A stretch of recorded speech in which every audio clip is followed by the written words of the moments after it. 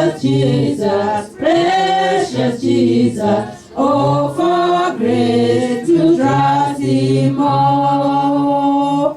Yet it's sweet to trust in Jesus, just from sin and self to cease.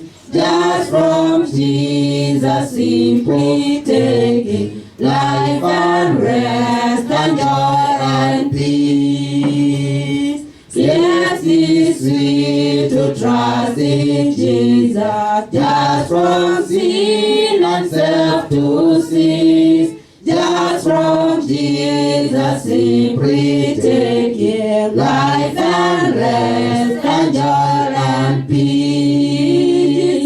Jesus, Jesus, how I trust Him, how I prove Him, oh and oh. Jesus, Jesus, precious Jesus, oh for grace to trust Him more. I'm so glad I learned to trust Thee, precious Jesus, Savior, friend. And I know that Thou art with me, will be with me till the end. I'm so glad I learned to trust Thee, precious Jesus, Savior, friend. And I know that Thou art with me, will be with me till the end. Jesus, Jesus, Jesus, how I trust Him, how I prove Him, oh and oh. Jesus, Jesus, precious Jesus, oh for grace to trust Him more. Jesus, Jesus, Jesus, how I trust Him, how I prove Him, oh and oh. Jesus, Jesus, precious Jesus, oh for grace to trust Him more. Thank you, Jesus. Hallelujah. I want us to read in the book of Joshua 21:45. Joshua 21:45. Joshua 21:45. Joshua chapter 21 verse 45. There failed not aught of any good thing which the Lord has spoken unto the house of Israel, all come to pass. Hallelujah. Praise the name of the living God. I want us to pray in the name of Jesus Christ. Let us pray in Jesus' mighty name. Mighty Father, we come before you. We glorify your holy name. We praise you because there is none like you, Jehovah. All the glory we give unto you. All the praises we give unto you in the name of Jesus. Now, Jehovah, that we are gathered here, we pray that you may speak to us through your word in the name of Jesus. You have spoken through the word of God in the book of Joshua, that none of the word, none of the promises that you promises to your people, none of them failed. Every promises and everything that you spoke, it was fulfilled, O Lord. We pray, Jehovah God, that today, as we shall be hearing your 7 promises that you have promised to the righteous one, let them fulfill in our life, in the name of Jesus Christ. Open heaven that we may hear your word. Open our understanding. Open our understanding. Open our mind in the name of Jesus. And speak to our mind, our soul, and our heart. Speak to everyone listening, watching, in the name of Jesus. And bless us and connect us together by the Spirit, in the name of Jesus. Bless your people, even they that are watching away and afar from the country. Lord, bless them in the name of Jesus and speak to us all. In the name of Jesus Christ we do pray and even believe. Amen. Amen. Amen. Let us read again in the book of Joshua, and we shall have interpretation. There failed not aught of any good thing which the Lord has spoken unto the house of Israel, all came to pass. Joshua ngapi? 21:45. Joshua 21:45. 45. Neno linasema namna hii. Halikuanguka neno lolote katika jambo lolote lililokuwa ni jema ambalo Bwana alikuwa amelinena katika habari ya nyumba ya Israeli. Yalitimia mambo yote. Hallelujah. Hallelujah. Praise the name of the living God. Na Yesu asifiwe. I want to speak about the 7 promises of the righteous one. Nataka kunena The promises of the righteous one. Ahadi 7 ya wenye haki. Because if we know that we are righteous one, na kama tunajua sisi ni wenye haki, there are those promises that God has promised upon the righteous people. Kuna ahadi ambayo Mungu ameweza kutoa sababu ya wenye haki. And if you will understand this, na kama utaweza kuelewa hii, you will have hope. Utakuwa na tumaini. You will be strengthened. Utatiwa nguvu. You will wait upon God. Utamuongoja Mungu. David said that unless I remembered the promises, Daudi anasema isingelikuwa nilikumbuka ahadi, I was about to lose hope. Nilikuwa karibu kutupa tumaini. There is a time that we are fixed. Kuna wakati na ambapo tunapitia magumu. There is a time that we suffer. Kuna wakati na ambapo tunateswa. There is a time that we go through the suffering. Na kuna wakati na ambapo tunapitia katika shida nyingi. But when we remember the promises of God, lakini tunapokumbuka ahadi za Mungu, we are patient. Tunakuwa na kuongoja. We endure. Tunaongoja. And we don't give up. Na tunakosa kutupa tumaini. And those are they that I want to speak to today. Na hiyo ndio nataka kunena siku ya leo. For God say in the book of Joshua 21:45. Maana Mungu anasema ya kwamba katika Joshua 21:45 that none of the promises that God spoke, ya kwamba hakuna ahadi ambazo Mungu aliweza kuyanena. None of the word that God spoke to his people. Hakuna neno ambalo Bwana aliweza kunenea watu wake. None of it was not fulfilled. Hakuna yote ambayo haikuweza kutimizwa. The promises of God are eternal. Ahadi za Bwana ni za umilele. The promises of God will come to fulfill. Ahadi za Bwana zitakuja kutendeka. My dear brother and my sister, ndugu yangu na dada yangu, we are living in a time that tunaishi katika nyakati ambazo people are losing their salvation. Watu wanatupa wokovu wao. People are losing the coming of our Lord Jesus. Watu wanatupilia kurudi kwake Yesu. They are losing their hope. Wanakosa tumaini because of battles, kwa sababu ya vita, because of challenges, kwa sababu ya majaribu. But when we know the promises of God, lakini wakati tunajua ahadi za Mungu, we shall surely wait upon the coming Jesus. Kweli tutaweza kumuongoja hata kurudi kwake Yesu. I want to tell you that there are promises of God that you have been promised. Kuna ahadi ambazo ninataka kukunenea siku ya leo ya kwamba yameweza kuahidiwa. If we only become righteous, kama tutakuwa wenye haki, there is power that God has given us. Kuna nguvu ambazo Mungu ametupa. There are promises that God has given us. Kuna ahadi ambazo Mungu ameweza kutupa. And those promises are our right. Na hiyo ahadi ni haki yetu. Those promises are our right. Hizo ahadi ni haki zetu. And when we know the promises of God, na wakati tunaweza kujua ahadi zake Mungu, we shall have the right to overcome the devil. Tutakuwa na haki ya kumshinda shetani. We shall have the right to overcome the enemy. Tutakuwa na haki ya kumshinda adui. Because we know our rights. Maana tunajua haki yetu. Many people they are overcome by the devil. Watu wengi wanashindwa ni shetani. Because they don't know their rights. Kwa sababu hawajui haki zao. They don't know the promises of God. Hawajui ahadi za Mungu kwao. They don't know the word of God. Hawajui neno la Mungu. Jesus Christ had said,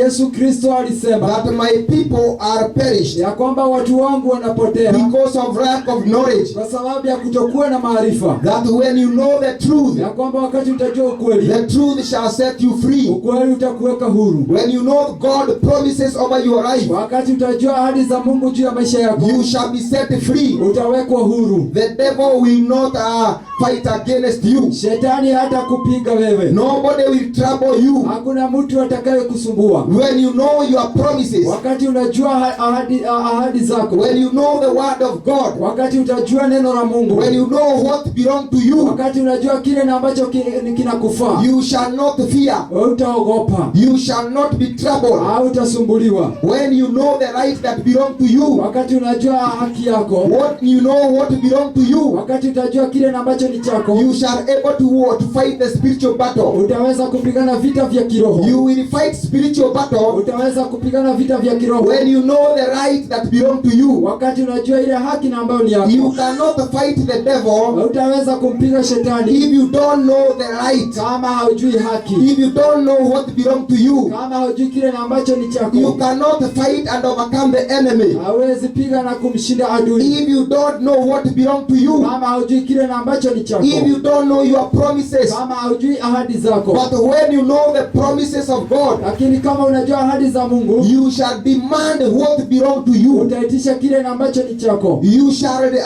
shall get back what belong to you. Utachukua kile na ambacho kilikuwa chako. You shall fight back for what belong to you. Utapigania kile na ambacho ni chako. There are people who are in bondage. Kuna watu na ambao wako kwenye mfungo. There are people who are in prison Kuna watu na ambao wako kwenye prison. because they don't know their rights. Kwa sababu hawajui haki zao. There are people who are suffering Kuna watu na ambao wanapitia mashida. because you don't know the promises of Kwa God. sababu hawajui ahadi za Mungu. But when you know the promises of God, Wakati utajua ahadi za Mungu, you shall surely be set free. kweli utawekwa huru. Praise the name of the living Bwana God. Yesu asifiwe. When you know the rights that you have Wakati unajua haki na ambazo uko as nazo a child of God, kama mtoto wa Mungu, you will not fear no evil. hautaogopa uovu wowote. You will not fear any threat. Hautaogopa threat You zozote. will not fear any curses. Hautaogopa laana You zozote. will not fear anyone. Hautaogopa yeyote. When you know you are right as a child of God, Wakati unajua haki yako kama mtoto wa Mungu, when you know your power as a born again Christian, wakati unajua nguvu zako kama mtu na ambaye ameokolewa, when you know your authority as a righteous believer, kama unajua mamlaka na ambayo uko nao kama mwokovu, you will not fear. hautaogopa. There is power in those that are born again. Kuna nguvu kwa wale na ambao wameokolewa tena. There is power for those that live in a holy life. Kuna nguvu kwa wale na ambao wanaishi maisha ya utakatifu. There is authority in the righteous people. Kuna mamlaka kwa wenye haki. And there are those promises God has promised you. Na kuna ahadi na ambazo Mungu amekuahidi wewe. And that is what the devil do not want you to know. Na hiyo ndio shetani na ambayo hataki uweze kuyajua. The devil tells you that you will suffer. Shetani anakuambia kwamba utateseka. The devil tells you that there is no blessing in Christ. Shetani anakuambia kwamba hakuna baraka kwake Kristo. But when you know the truth, Lakini wakati utajua the ukweli, truth shall set you free. ukweli utakuweka huru. When you follow Jesus, Wakati utamfuata Yesu, when you become obedient, wakati utamtii, it is not in vain. haitakuwa ya bure. There are promises. Kunazo ahadi. After promises, Baada ya ahadi there are blessings. kuna baraka. After blessings, Baada ya baraka there is glory. kuna utukufu. After the glory, Baada ya utukufu there are promises of God kuna ahadi za Mungu for those who wait upon kwa God. wale na ambao wanamwongoja There are Mungu. promises of God Kuna ahadi za Mungu for those who walk in kwa wale righteousness. wanatembelea katika njia za And that uhaki. is what we want to be revealed Na hiyo today, ndio tunataka tuonyeshe siku ya so leo. that we can take what is ours. Na ili tukaweza kupokea kile ambacho ni chetu. Holiness is not oppression. Utakatifu sio Mateso. sio mateso. Righteousness is not oppression. Uhaki sio mateso. Righteousness is power. Uhaki ni nguvu. Holiness is power. Utakatifu ni nguvu. Righteousness is a blessing. Uhaki ni baraka. When we embrace righteousness, Wakati tumepata uhaki. when we embrace holiness, Wakati tumepokea utakatifu. when we become obedient, Wakati tumekuwa watiifu. when we follow God, Wakati tunamfuata Mungu. there is power, Kunao nguvu. there is blessing, Kunao baraka. there is grace, Kunao neema. there is promises of God, Kunazo ahadi za Mungu. and that is what strengthens us. Na hiyo ndio ambayo hututia For nguvu. we did not follow Jesus for nothing. Maana hatukumfuata Yesu bure. We did not leave the world for nothing. Hatukuiacha dunia bure. We did not follow Jesus for nothing. Hatukumwacha Yesu bure. bure, Because there is promises. maana kunazo ahadi, There is blessings. kunazo baraka, There is the fulfillment of his promises. kunazo kujaliwa na ahadi zake. Hallelujah. Hallelujah. Let us know the authority. Wacheni tujue mamlaka, Let us know the promises wacheni tujue ahadi that we have been promised by God. ambazo tumeahidiwa ni Mungu. You see, when people serve the devil, Unaona, wakati watu wanamtumikia shetani, they are told that when you serve and bow down to the devil, wanaambiwa wakati unamtumikia you will shetani be given this and this. utapewa hii na hii. They are promised, Wameahidiwa, and that is why they follow na him. ndio maana wanamfuata. Even so, we as Christians, Lakini pia nasi hivyo tulivyo Wakristo, when we come to wakati Jesus, tunakuja kwake Yesu, there are several things that we are promised, kuna mambo kadhaa ambayo tumeahidiwa, and the promise of God are forever, nazo ahadi za Mungu ni za umilele, and the promise of God they are not of sorrow. na ahadi za Mungu sio za kilio, They are not followed by a crime. hazifuatwi na machozi, They are not followed by tears. hazifuatwi na machozi. They are promises for joy. Ni ahadi za furaha, They are promises to ni overcome. ahadi za kushinda. Praise the name of the living Bwana God. Yesu asifiwe. When we know the power that we have been given, Wakati tunajua nguvu na ambazo tumepewa, when you know the promises that you have as a child of wakati God, unajua ahadi na ambazo uko nazo kama mtoto wa Mungu, I tell you, you will not fear no evil. nakwambia kwamba hautaogopa uovu wowote. Nobody shall stand against you. Hakuna mtu yeyote atasimama kinyume na wewe. No power shall rule over your life. Hakuna nguvu zitasimama juu ya maisha yako. No word shall threaten you. Hakuna neno ambalo litakuhukumu. When you know who you are, Wakati unajua wewe ni nani, when you know your rights, wakati unajua haki zako, when you know who you are, wakati unajua wewe ni ndiye I nani, tell you, you shall stand in this world. nakwambia utasimama katika dunia hii. You are a child of a king. Wewe ni mtoto wa mfalme. You are a child of God, Wewe ni mtoto wa Mungu, the King of kings. mfalme wa He is wafalme. the Lion of the tribe of Judah. Yeye ni simba wa kabila la Yuda. He is the richest of the richest. Yeye ni tajiri wa matajiri. The heaven and earth belong to him. Mbingu na dunia ni He zake. is the owner of the silver and gold. Dhahabu na silva na fedha ni He is the zake. creator of everything. Yeye ndiye muumbaji wa kila You kitu. are a child of God. Wewe ni mtoto wa And Mungu, there are promises that God has promised na you. kuna ahadi na ambazo Mungu amekuahidi, And those are what we want to know today. na hizo ndizo na ambazo tunataka tujue siku ya leo. Number one, promises. Nambari ya kwanza, You will overcome the world. utaweza kuishinda dunia. 1 John 5:3-4. Yohana wa kwanza 5:4. 1 John, Yohana wa kwanza, 1 John chapter 5, Yohana wa kwanza mstari wa 5, chapter 5, 3-4. mstari wa 3 na 4. Read. For this is the love of God, For this is the love of God, that we keep his commandments, that we keep his commandment, and his commandments and his commandment, are not grievous. they are not grievous. For whosoever is born of God For whosoever is born of God overcometh the world. overcomes the world. And this is the victory that overcometh the world, And this is the victory that overcomes the world, even our faith. even our faith. Who is he that overcometh the world? Who is he that overcomes the world? But he that believeth that Jesus is the Son of God. Hallelujah. But he believed that Jesus is Son of God. Kwa maana huku ndiko kumpenda Mungu, Uh-huh. kwamba tuzishike amri zake, wala amri zake si nzito. Kwa maana kila kitu kilichozaliwa na Mungu huushinda ulimwengu. Hallelujah.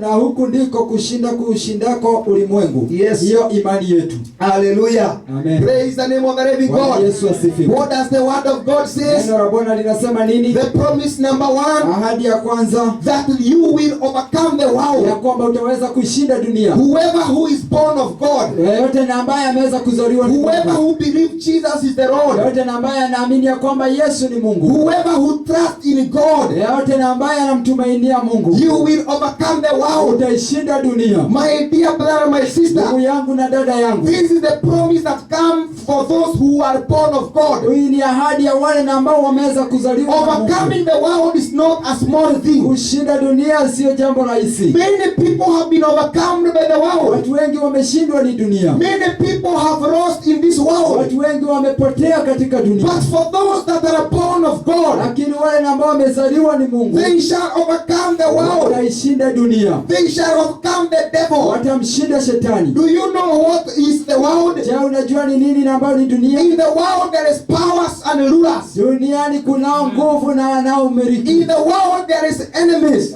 Duniani kunao maadui. In the world world there is trials, Duniani kunao majaribu, there is troubles, kunao mashida, there is temptation, kunao majaribu, there are spirits, kunao maroho, there is evil, kunao uovu, there is Satan, kunaye shetani, there are people. kunao watu. But those that are in Christ, Lakini wale ambao wako kwenye they Kristo will overcome the world. wataishinda dunia, They will overcome temptation. watashinda They majaribu, will overcome the witches. watashinda wachawi, They will overcome the rulers. watashinda wanaotawala, They will overcome the powers. watashinda manguvu, They will overcome the troubles. watashinda majaribu, They will overcome persecution. watashinda majaribu, They will overcome even sin. watashinda hata dhambi. Hallelujah. Hallelujah. There is no greater power Hakuna nguvu ambazo than the power of a believer, kushinda nguvu na ambazo ni za yule ambaye anaamini, than the power of those that are born of God. kushinda ya wale ambao wamezaliwa ni Mungu. If you are born again, Kama umezaliwa mara nyingine, born of water,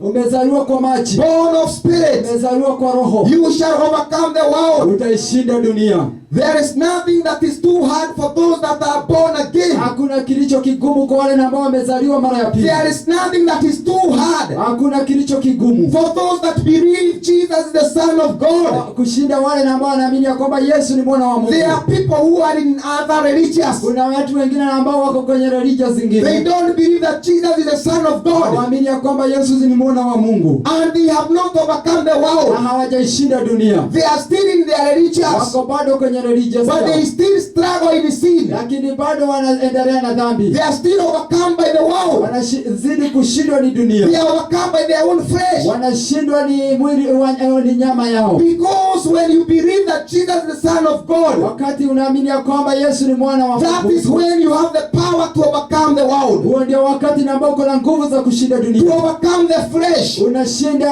mwili, to overcome sin, unashinda dhambi, to overcome the spirits, unashinda roho, to overcome the trials. unashinda You majaribu. need to be born again. Unafaa uzaliwe mara ya There pili. are people who ask, Una watu ambao wanauliza, what shall I do to overcome this sin? aje ambavyo nitakavyofanya ili nikashinda hili What shall dhambi? I do to overcome the masturbation? Nini ambayo nitakayofanya ili nikaweza kushinda dhambi za What shall I do to overcome this kind of Nini bitterness? ambayo nitakayofanya ili niweze kushinda hili You need hasira? to be born again, Unafaa uzaliwe mara ya to be pili. born of God, Uwe umezaliwa na Mungu, to be born of Christ, uzaliwe ni Kristo, to be born again uzaliwe mara ya pili by water, kwa maji, by the Spirit, kwa roho, and you shall overcome the world. utaishinda dunia, You shall overcome the flesh. utashinda mwili, You shall overcome the lust of the flesh. utashinda tamaa za mwili, You shall overcome the evil desires. utashinda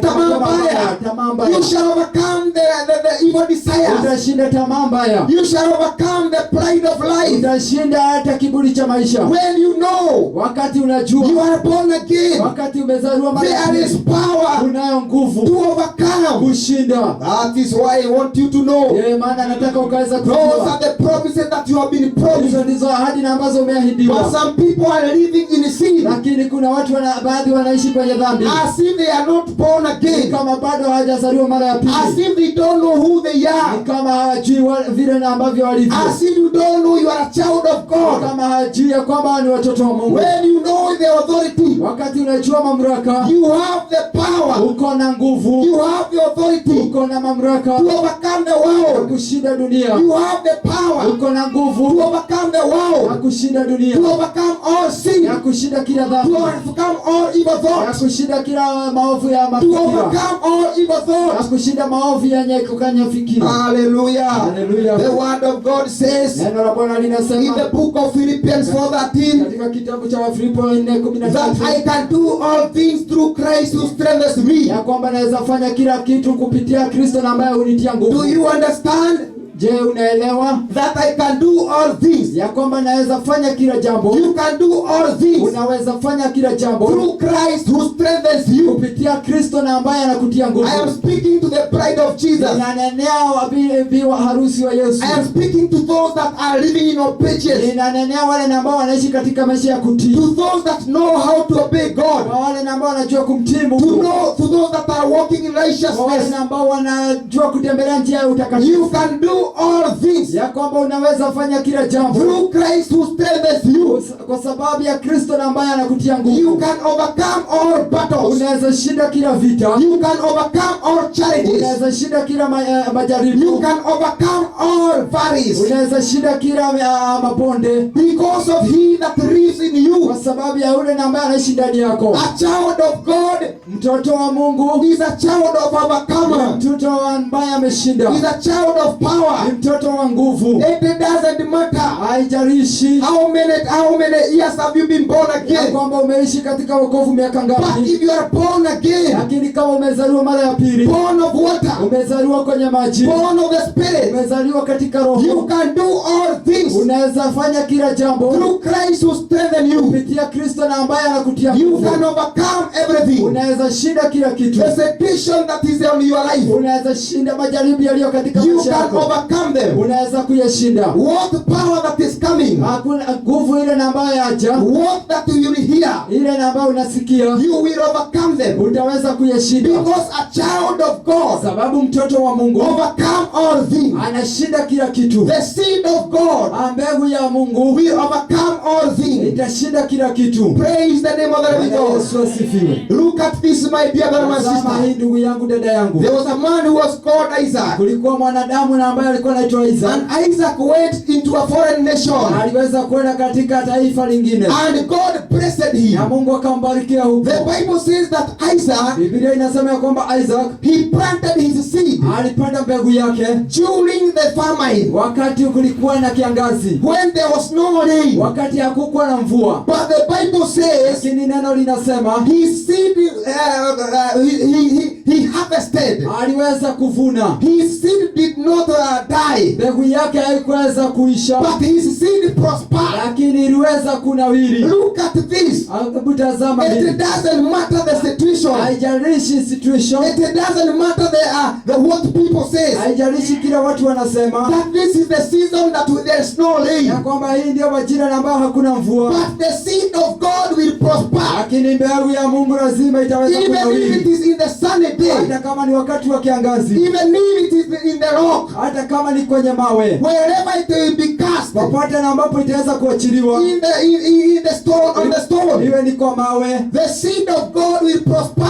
Mbegu ya Mungu lazima itanawiri. Because it is born of God. Maana imezaliwa na Mungu. It is born to overcome. Imezaliwa kushinda. It is born to conquer. Imezaliwa kushinda. It is born to prosper. Imezaliwa kunawiri. Hallelujah. Hallelujah. Praise the name of the Lord Jesus.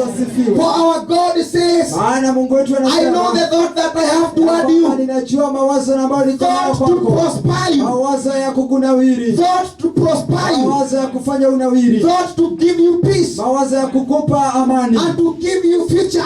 Ya kukupa hata maisha. It is not to cut us. Si ya kukuangusha. But it is to make us to prosper. Bali ni ya kufanya unawiri. And to overcome. Na kushinda. Am I speaking to the seed of God? Ninanenea mbegu ya Mungu. Am I speaking to the righteous one? Ninanenea wenye haki. That the righteous one will prevail. Kwamba mwenye haki atashinda. The righteous one will prosper.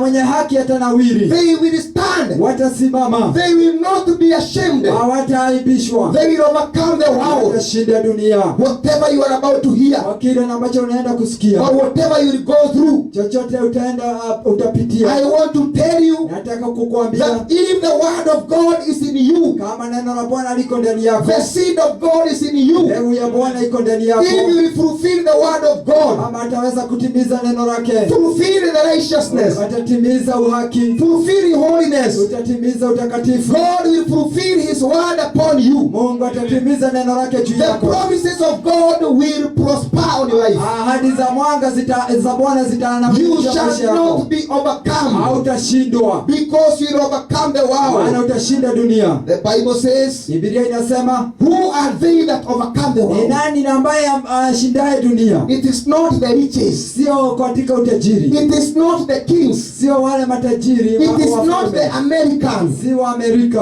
who have riches. ambao wako na It mautajiri, is not the Chinese si wa China who have the technology ambao wako na teknolojia, because they have nuclear. sababu wako na They nuclear, have bombs. wako na bombs. It is not the Germany Sio Germany, because they know to process computers. wanajua kutengeneza It kompyuta. is not Bill Gates Sio Bill Gates, because he have the vaccine of corona. sababu ati yako na vaccine ya corona. Those that will overcome the world, Wale ambao watakaoshinda they are dunia those that believe in Christ. ni wale ambao wanamwamini Kristo, They are those that are born of ni Christ. wale ambao wamezaliwa na They Kristo. shall overcome the virus. Watashinda virusi, They shall overcome the antichrist. watamshinda mpinga They Kristo, shall overcome the trials. watashinda majaribu, They shall overcome all powers. watashinda kila nguvu, They shall overcome in this end time. watashinda nyakati za mwisho. Those that have Christ in their Wale life, ambao wako na Kristo ndani yao they are living in righteousness. wanaishi katika uhaki, They are living in holiness. wanaishi katika utakatifu, They are living in righteousness. wanaishi katika uhaki. The seed of God is in their heart. Mbegu ya Bwana iko katika moyo wao. Hallelujah. Haleluya. We shall overcome the world. Tutashinda dunia. We shall overcome the world. Tutashinda We dunia. shall overcome everything. Tutashinda kila kitu. We can do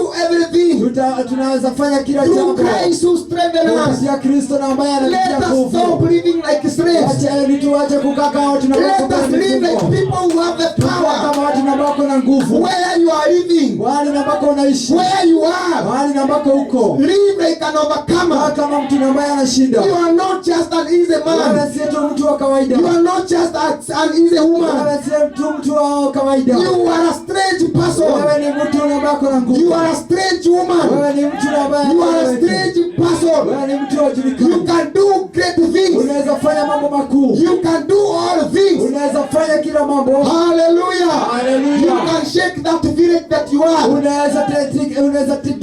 Unaweza tingiza kijiji na You uko. can shake the place that you are. Unaweza tingiza mahali ambako uko. When you kneel down, Wakati unapiga magoti, you can do great unaweza exploits fanya mambo makuu. because you are a child of God. Na wewe ni mtoto wa Mungu. Hallelujah. Hallelujah. When we cry, Wakati it tunalia, is the Lion of the tribe of Judah kwa simba ya kabila ya who will Yuda. be roaring in us. Ndiye ambaye atakuwa anatoa sauti. And when we kwetu. cry, Na wakati tunalia, when we go before God, wakati tunaenda mbele zake Mungu, I tell you the devil will be destroyed. inakuambia kwamba shetani atashindwa. We shall overcome Tutaweza kushinda. because we know who we are. Kwamba tunajua sisi ni akina We are nani. not afraid of the world. Hatuogopi dunia. We are not afraid of the troubles. Hatuogopi majaribu. We know who we are. Tunajua sisi ni nani. The Lion of the tribe of Judah Simba la kabila wa is Yuda speaking in us. ananena ndani He is yetu. roaring in us. Anatoa sauti He ndani is yetu. relaying in us. Ananena ndani yetu. We are not afraid Sisi hatuogopi. of this year. Mwaka huu We are not afraid sisi hatuogopi. of the promises, Ya kwa sababu ya ahadi. of those prophecies. Ya hizo maunabii. We are not afraid. Sisi We hatuogopi. cannot fear. Sisi For we hatuogopi. know who we are. Maana tunajua sisi ni We nani. shall overcome the Tunaweza world kushinda dunia. because we are born of God. Maana tumezaliwa na Mungu. Hallelujah. Hallelujah. No temptation, Hakuna majaribu. no trials Hakuna shall majaribu. separate us from the love of Christ. Itaweza kututenganisha na When upendo we wa go Kristo. through the darkness, Wakati unaenda kwenye giza, He will be our light. atakuwa mwangaza wetu. When we pass through the many water, Wakati tunapita kwenye maji mengi, His hand will save us. mkono wake utatuokoa. When we go through the valley of death, Wakati tunatembea kwenye mabonde ya kifo, He will rescue us. atatuokoa. Hallelujah. Hallelujah. Look at this, my dear brother and Tazama sister. hii ndugu yangu, dada yangu. There is nobody Hakuna yeyote in the Word of God katika neno la Mungu who ever believed in ya Christ kwamba aliweza kumtumainia Mungu, kumwamini Mungu, was overcome. aliweza kushindwa. They all overcame. Waliweza kushinda. The women overcame. Wamama walishinda. Men overcame Wazee walishinda. because they believed in Jesus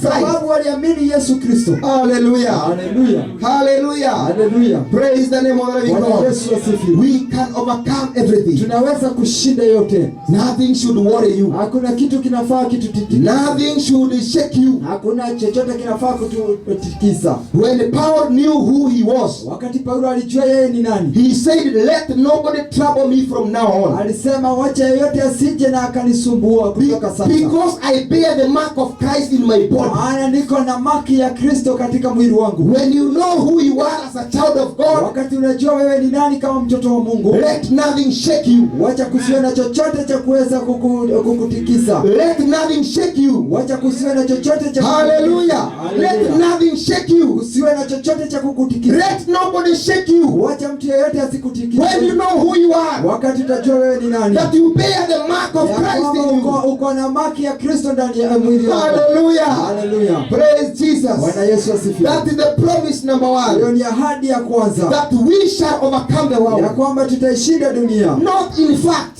sio katika nguvu, We shall overcome the world. ya kwamba tutashinda dunia. Hallelujah. Haleluya. Weapon number 2. Silaha ya pili. Weapon number 2 is this. Silaha ya pili ndio hii. Hallelujah. Hallelujah. No weapon that is fashioned upon you shall prevail. Hakuna silaha na ambayo imeweza kutengenezwa juu yako itasimama. No weapon formed against you shall prevail. Hakuna silaha na ambayo imetengenezwa juu ya maisha yako. And that one is in the book of Isaiah. Na hiyo iko katika kitabu ya Isaia. Yes, let us read it. Wacha tukaweza Isaiah 54, 17. Let us read. Isaiah 54, 17. No weapon No weapon. that is formed against thee shall prosper, Mhm. and every tongue that shall rise against thee Yes. in judgment thou shalt condemn. This is the heritage of the servants of the Lord. At what? This is the heritage of the servants of the Lord, That is powerful. and their righteousness is of me, Hallelujah. says the Lord. kila silaha itakayofanyika juu yako haitafanikiwa, na kila ulimi utakaoinuka juu yako katika hukumu utahukumiwa. Oh yes. Utahukumiwa kuwa kosa. Huu ndio urithi wa watumishi wa Bwana, Yes. na haki yao inayotoka kwangu mimi, asema Bwana. Hallelujah.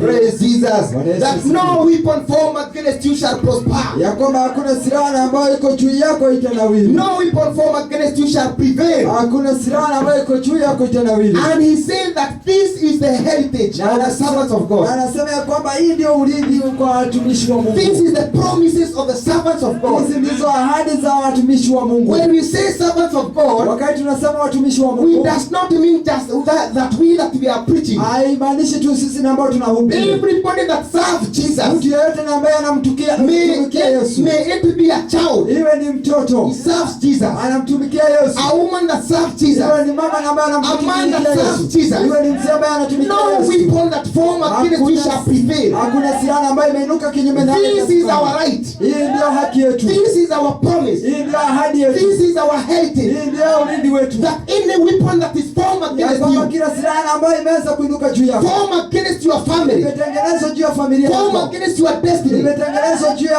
it shall not prevail. haitaweza kusimama. I tell you the truth. Ninakuambia When ukweli, we know our rights, wakati tutajua haki zetu, we shall not fear the weapon. hatutaweza kuogopa We silaha, shall not fear the enemy. hatutaogopa adui, We shall not fear the battle. hatutaogopa vita, Because no weapon formed against people maana hakuna silaha ambazo zimesimama that will prevail. ambayo itaweza kunawiri. I was watching the battle between Israel Nilikuwa natazama vita kati ya and Israeli Gaza. na Gaza, And there was a time that they flew the missile. na kuna wakati waliweza kurusha ile missile. When they sent the missile to go to Israel, Wakati wairusha ile kombora kwenda Misri, it was a nuclear. ilikuwa nuclear.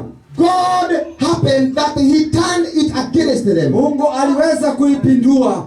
There was seen an angel of God. Kukaonekana malaika wa Bwana, He turned the missile back to them. alichukua ile bomu na kuirudisha kwao. No weapon fashioned against Israel shall prevail. Hakuna silaha ambayo itasimama kinyume na That Israeli. when they are turning their missile against Ya you, kwamba wakati wataweka missile kwako, it shall turn against them. itaenda kwao. Because God will do a supernatural thing. Sababu Mungu atafanya jambo ambalo ni la He nguvu. said that those that will fight Israel, they will fight themselves. Anasema wale ambao watakaopiga Israeli watakuwa The wanajipiga wenyewe. weapon that they fight, Ile silaha ambao will be set against them. itakuwa inawarudia That wenyewe. is the promises of the children of God. Hizo ahadi za wana wa Mungu, That no weapon fashioned against the people of God shall ya prevail. kwamba hakuna silaha ambayo imesimama kinyume na watoto wa Mungu. This is the promise of those that are walking in Hizo righteousness. ndizo ahadi za wale ambao wanatembea kwenye haki, They are chosen of God. wamechaguliwa ni Mungu. He said that do not touch my anointed one. Anasema kwamba usije ukamguza yule namba Do not touch my children. usiguze wana wangu, Do not touch my people. usiguze watu wangu, For you will be touching the apple of my eye. kwa sababu utakuwa unaguza macho Hallelujah. ya jicho. Praise the name of the living Bwana God. Yesu asifiwe. So that let no weapon fashioned against you will not prevail. Kwa hivyo silaha yote na ambayo itainuka kinyume yako For he haitaweza. said no weapon that is formed against you shall prosper. Kwa sababu anasema hakuna silaha ambayo itakayoinuka juu yako. And he said that every tongue that shall rise against you, it shall be condemned in the judgment. Na anasema kila ulimi utakaoinuka juu yako katika hukumu utahukumiwa. Why are we living like we are slaves? Kwa nini tunakaa kama watu na ambao kwenye mfungo? We are protected. Tumelindwa. We are guided by God. Tunaongozwa ni Mungu. That even speaking against you, Ya kwamba hata kunena kinyume nawe. no matter you may not hear them, Ndio unaweza kosa but kuwasikia. they may speak against you. Wanaweza kuwa nanena kinyume nawe. Their tongue shall be judged in the day of judgment. Ndimi zao zitaweza kuhukumiwa wakati wa hukumu. Hallelujah. Hallelujah. That is the heritage of those who fear Hiyo God. ndio urithi ya wale ambao wanamwogopa That Mungu. is the heritage of those who have chosen to walk in holiness and Hiyo righteousness. ndio urithi ya wale ambao wamechagua kutembea katika uhaki na utakatifu. That is their promises. Hiyo ndizo ahadi zao.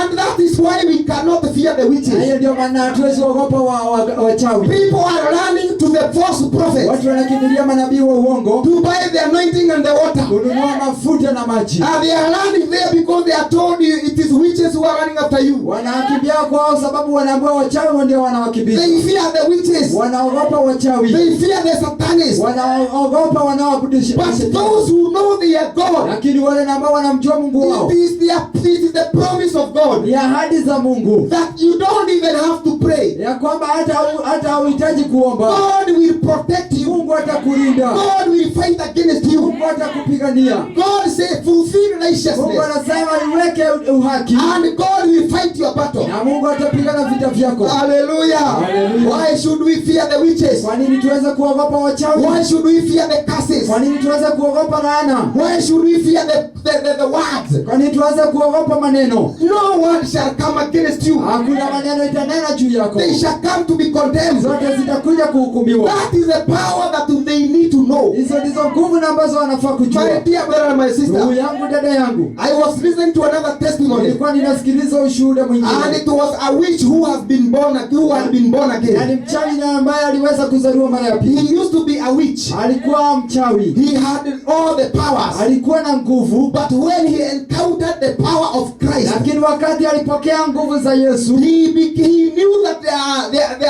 there is greater power than his power. alikuja kugundua kwamba kuna nguvu ambazo zimeshinda nguvu When he zake. went to attack a real Christian, Wakati alienda kumkuta Mkristo wa kweli, when he went to attack wakati alienda kumfamia a real Christian Mkristo wa kweli who was living in ambaye righteousness, alikuwa anaishi kwenye uhaki, who was not in lukewarm, ambaye hakuwa kwenye uvuguvugu, he saw power. alipatana na nguvu, He saw great power. aliona nguvu, He admired. alitamani He admired to become like that Christian, alitamani kukaa kama ya Mkristo, because that time he met real power. kwa sababu alipatana na nguvu ya What he saw ile ambacho aliona attracted him. ilimvutia He kwake. became envious. Akaanza kujihukumu, He became jealousy. akaanza kuwa na wivu, Jealousy of that power. akaanza kuwa na wivu ya nguvu hizo, Jealousy of that authority. akaanza kuwa na nguvu ya mamlaka That hayo, the Christian was protected. ya kwamba Mkristo alikuwa amelindwa. There was a ring of fire around him. Kulikuwa na pete ya moto kwake, The fire was standing behind him, moto ulikuwa umesimama nyuma in yake, front of him, mbele yake, side to side. kando na kando, He could not touch him. angemguza. And when he tried, Na wakati alijaribu, he was struck by an earthquake, na aliweza kugongwa na mtetemeko, like a shock, na kama ile shock, and he just fell there. na akaweza kuanguka He hapo. said, I have come into conclusion Akasema ya kwamba nimekuja kwenye hitimizo that in the witchcraft, ya kwamba kwenye uchawi I have known that there is a great witch that is greater than me. ya kwamba nimepatana na mchawi mkubwa kunishinda. Hallelujah. Hallelujah. I have come to conclusion that there is great power Nimekuja kujua kwamba kunazo nguvu kuu that is before me. ambazo ziko mbele zangu. And he said that I want to submit in that power. Akasema nataka kunyenyekea katika nguvu I hizo. want to submit in that Nataka power. kunyenyekea katika nguvu hizo. That is why I tell you, my Kwa brother, maana ninakwambia ndugu those yangu, that are fighting you, wale ambao they wanakupiga will come to submit to your God. wanakuja kunyenyekea kwa Mungu wako. They shall know there is a God that has Watakuja power. kujua kwamba kuna Mungu ako na nguvu. They try to raise the Wanajaribu spirit. kusimamisha maroho. They try to send the witches. Wanajaribu kutuma wachawi, But the witches go back. lakini wachawi wanarudi And they will come and join us. na wanaanza kushikana na sisi. They will worship Jesus. Watamtumikia Yesu When they know who is with us. wakati watajua ni nani na ambaye ako nasi. Praise the name of the living Bwana Yesu God. na asifiwe. He is called the God of Shadrach and Meshach and Anaitwa Abednego. Mungu wa Shadraka, Meshaki na Abednego. When the king agreed Wakati mfalme alisema that anybody that won't bow to the ya idol kwamba kukiwa yeyote hataweza kuinamilia hii miungu, shall be cast to the fire. ataweza kutupwa kwenye moto. And when he saw the three boys, Na wakati aliweza kuona vijana watatu they were not afraid, ya kwamba hawaogopi, for they knew they are God. ya kwamba walikuwa wanajua Mungu wao, Their God is consuming fire ya kwamba God. Mungu wao ndiye moto na ambao wakao, And when they were saved by God, na kwamba walipookolewa naye Mungu, the king came into conclusion mfalme akasema ya that kwamba from now on, ya kutoka you shall sasa worship the God of those three Hebrew boys. tutaabudu Mungu wa wale vijana watatu, You shall worship the God of Meshach and Abednego. tutaabudu Mungu wa Shadraka, Meshaki na Abednego, Because he knew kwa sababu alijua there is a great power, unaye nguvu kuu, there is a great God unaye Mungu mkuu that can rescue people from fire. ambaye anaweza kuokoa watu kutoka kwa moto. Hallelujah. Hallelujah. That is our God. Naye ndiye Mungu wetu. That is our Huyo Jesus. ndiye Mungu Yesu He is wetu. all powerful. Yeye ni Mungu mwenye nguvu. That is why we are not afraid. Ndio maana hatuogopi. Because we know who we follow. Maana tunajua yule na ambaye tunafuata. We know who we are following. Tunajua yule na ambaye He is the tunamfuata. Lion of the tribe of Judah. Yeye ndiye simba wa kabila la Yuda. And he said that no weapon formed against us shall prevail. Anasema hakuna silaha ambayo itakayosimama kinyume nasi itasimama. So do not fear any Kwa hivyo evil. usije ukaogopa uovu Do wote. not fear any battles. Usije ukaogopa vita vyote. Do not fear any chains. Usije ukaogopa maroho Majini. yote, majini. Do not fear any wizard. Usije ukaogopa wachawi. When you hear that this one is worshiping as the worshipper, Ukisikia ya kwamba this one is a devil ya worshipper, kwamba huyu anaabudu shetani, do not fear. usije ukaogopa. Ask them, Waulize, do you know who I am? unajua mimi ni nani? Do you know who I am? Je, unajua mimi ni nani? Do not fear them. Usije When they ukawaogopa. tell you that they are devil worshipper, Wakati wanakuambia ati hao ni waabudu when shetani, they tell you that they go to the sea, wakati wanakuambia wanaenda huko kwenye mito, when they tell you that they are a kamba, ya kwamba ati wakwambia hao ni wakamba, then they tell you that they are from Kitui. wakwambia ati wametoka wa Kitui. Do you know who they are? Ati unajua hao ni akina nani? Ask them. Waulize, Do you know who I am? waulize, unajua mimi ni Do nani? you know my God? Je, unajua Mungu wangu? Hallelujah. Do you want to know the power of Je, Christ? unataka kujua nguvu za That Yesu? is what we need to ask them. Hivyo ndivyo tunafaa They tuwaulize. should not ask us. Hawafai kutuuliza. We should ask them. Tunafaa Do tuwaulize. you know my God? Je, unajua Mungu wangu? Do you know my Christ? Je, unajua Kristo wangu? What he can do? Vile na ambavyo anaweza kufanya. Hallelujah. Hallelujah. Praise the name of the living God. Bwana Yesu Do not asifiwe. fear any evil. Usije ukaogopa Do uovu. not fear any weapons. Usije ukaogopa silaha Do yoyote. not fear any threats Usije ukaogopa Or any curses. ama laana zozote. or anything that will be spoken Ama against kile you. ambacho kitaneno juu yako. I want to tell you, no, you are right. Nataka kukwambia njoo ukajua haki And zako. when you stand to pray, Wakati utasimama kuomba, declare the promises of God upon your life. weza kunena ahadi za Bwana juu ya maisha yako. Their curses, Laana zao, their weapons silaha zao shall be destroyed, zitaweza and they kuvunjika cannot come against you. na zitasimama kinyume They nawe. shall not come near your children. children. sitakuja karibu na watoto wako, Because you know who you kwa are. sababu unajua wewe ni nani. Hallelujah. Hallelujah. Thank you, Jesus. Asante Yesu, For we have known the truth. maana tumejua ukweli. It is not in vain to be righteous. Sio bure kukuwa mwenye haki. This is the power that has been given only to the righteous ones. Hizi ni nguvu ambazo zimepewa tu wale wenye haki, Not all Christians. sio kwa Wakristo wote. That's why you see that somebody has been bewitched. Ndio unaona ya kwamba mtu ameweza kuangaliwa. No, a real Christian cannot be witched. Mkristo wa kweli hawezi kufanyiwa uchawi. A real Christian cannot be witched. Mkristo wa kweli hawezi kuangaliwa It makirogo. cannot be witched. Hawezi kurogwa. It cannot come near him. Haiwezi kuja karibu na yeye. No curse can come near him. Hakuna laana inaweza mkaribia. Because Jesus Christ is alive. Maana Yesu Kristo ako uhai. Hallelujah. Hallelujah. The word of God must be fulfilled. Neno la Bwana lazima litatimia. But if you are a Christian, Lakini kama ni Mkristo, you are not holy.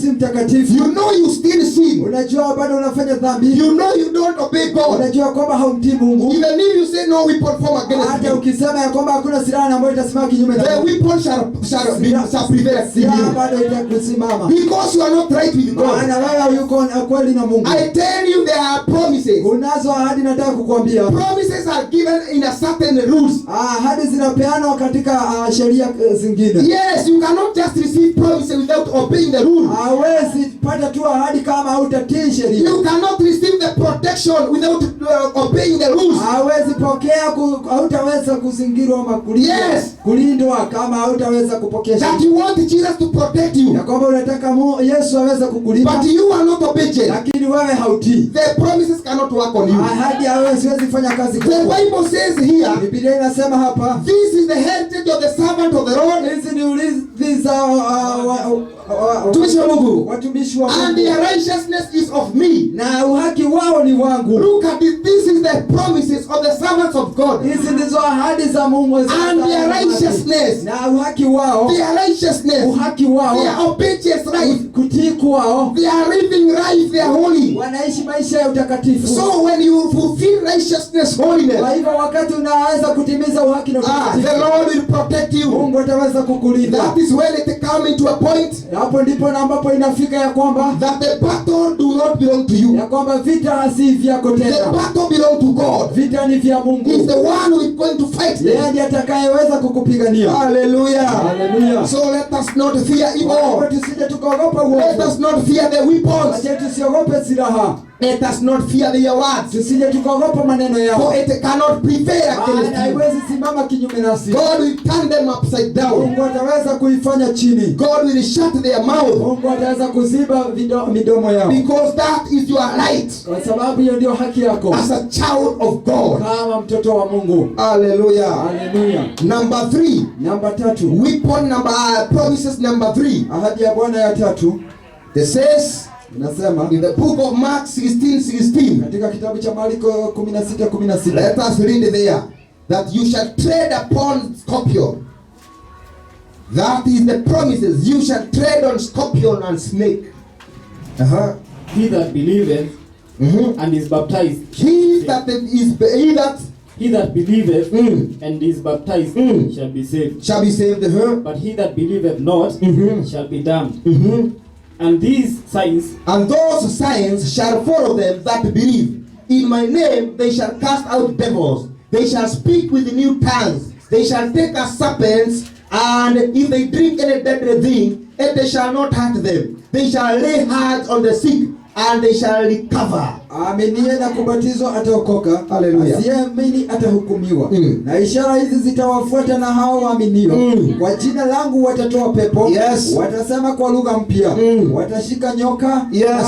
hata wakinywa kitu cha kufisha hakitawadhuru Yes. kabisa. Hallelujah. Wataweka mikono yao juu ya wagonjwa, nao watapata afya. Hallelujah. Amina. Praise Jesus Christ. Amen. That is the power and the promises that you have been given. given. Hizo ndizo nguvu na ahadi ambazo tumepewa. And those signs shall follow them that believe. Na hizo ishara zinafuata wale na ambao waaminio. So there are promises that you have been given. Kwa hivyo kuna ahadi na ambazo umeweza kupokea. That there will be signs and wonders which will follow you. Ya kwamba kuna ishara na miujiza ambazo For zitakufuata. those that believe on Christ. Kwa wale na ambao wanamwamini Yesu. He said they shall cast out devils. Anasema ya kwamba wataweza kumkemea shetani. They shall cast out devils. Wataweza kumkemea shetani. Let me tell you, my dear. Wacha nikwambie ndugu yangu. The witches cannot cast out the Na devil. kwamba wachawi hawawezi kutoa mapepo. And the devil himself cannot cast out other devils. Na hata mapepo haiwezi kutoa mapepo. They live a divided way.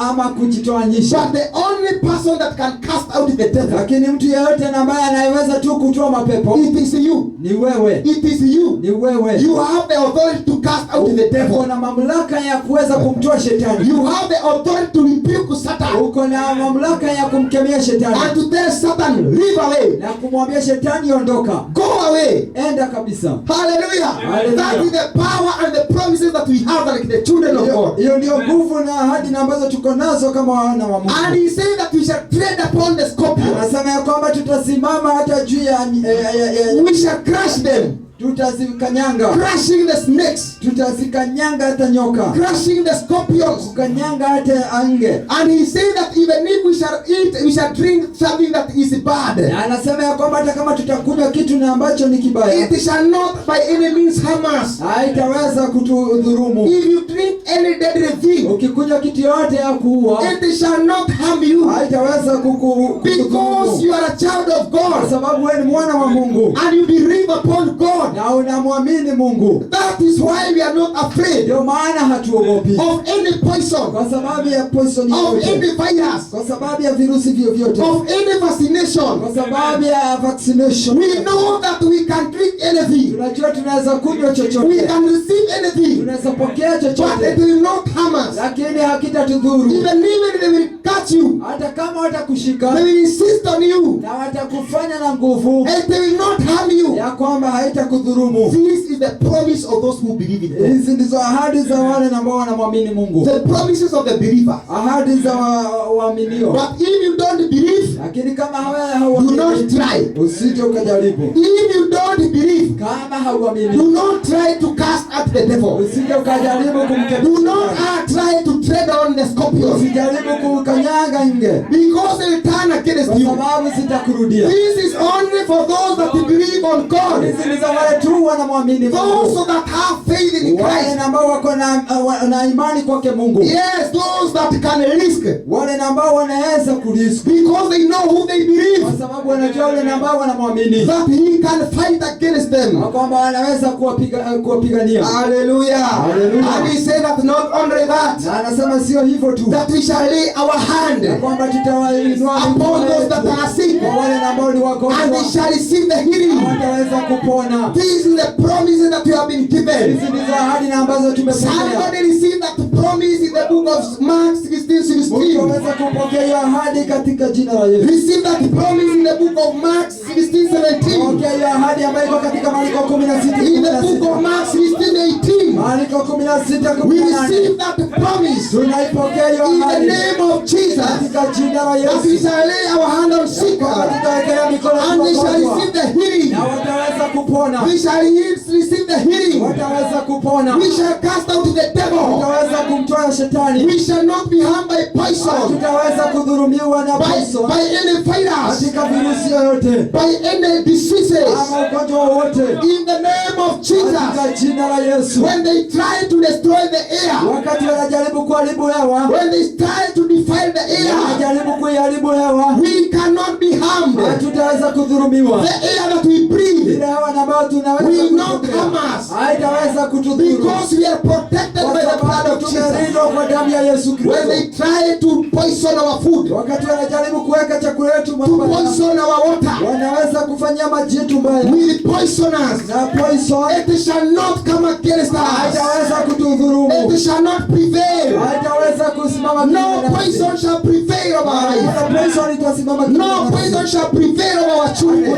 Poison itasimama kinyume. This is our heritage. Hii ndio urithi wetu. This is our heritage. Hii ndio urithi wetu. This is our promise. Hizi ndizo ahadi zetu. This is our right. Hii ndio haki yetu. That it shall not come near. Ya kwamba haitakuja kinyume nasi. That they shall send them. Ya kwamba watazituma. But they shall be scattered. Lakini zitatawanyishwa. They shall come in the seven directions. Watakuja kwa mara 7. But God shall scatter them in the seven directions. Lakini Mungu atazisambaratisha kwa mara 7. Because it is our heritage. Kwa sababu ni urithi wetu. It is our promise. Kwa sababu ni ahadi zetu. That when we stand in righteousness, wakati utasimama kwenye uhaki, God shall take over our life. Mungu atasimama kwa sababu ya maisha yetu. Hallelujah. Hallelujah. Praise Jesus. Yesu asifiwe. Yes. That is our heritage. Ndio urithi wetu. And those signs shall follow them that believe. Nazo hizo ishara zitafuata wao ambao in my name they shall cast out the devils. Katika jina langu wataweza kumtoa shetani. And they shall speak also in the new tongues. Na wataweza kunena hata na ndimi mpya. And they shall take us serpents. Na wataweza kushika hata nyoka. Yes, holding the serpent like that. Watashika nyoka namna hiyo. And if they drank, na hata wakinywa, and it will not harm them. Na haitaweza kuwadhuru. It will not hurt them. Haitaweza kuwadhuru. They shall lay hand on the sick. Wataweka mikono yao juu ya wagonjwa. And they shall recover. Nao watapata afya. Hallelujah. Hallelujah. Let us clap for Jesus. Tupigie Yesu makofi. That is ours. That is ours. It is our authority. It is our power. That's the promises of the Rapture Church. The church of the end time. The believers of the end time. They shall receive the power from God.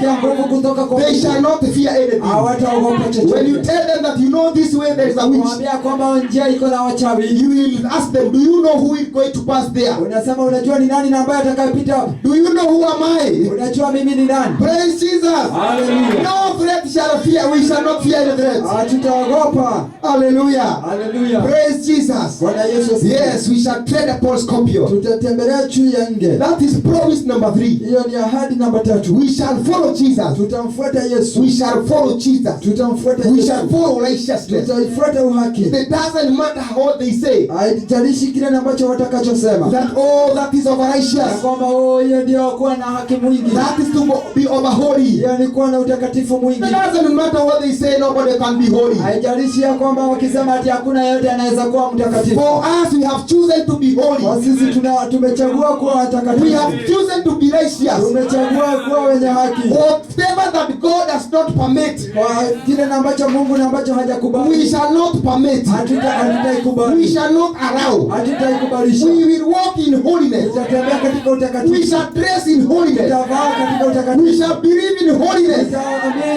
Because we know the promises that come in holiness. Hallelujah. Our power is great. That is just number 3. That is just number 3 promises. What about others? Promises number 4 is this.